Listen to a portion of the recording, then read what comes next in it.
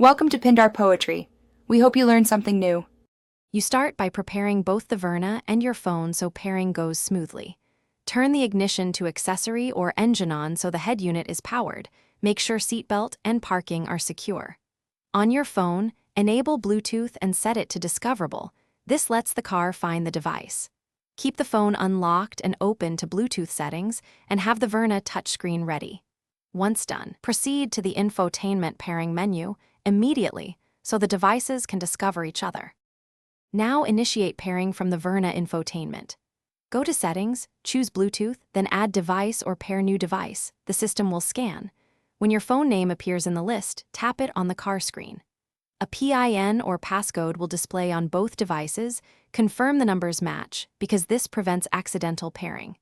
After you accept the match, grant permissions on your phone for contacts and media access so calls and audio work. Make sure volume is audible to hear prompts and allow any requested confirmations.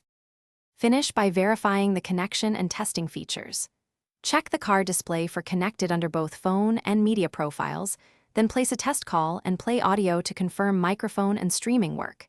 If audio doesn't play, switch the infotainment source to Bluetooth and adjust phone volume. If pairing fails, remove any existing pairings on both phone and head unit, restart both devices, and retry pairing. One key tip: toggling Bluetooth off and on often clears discovery issues and forces a fresh connection attempt. Thanks for watching.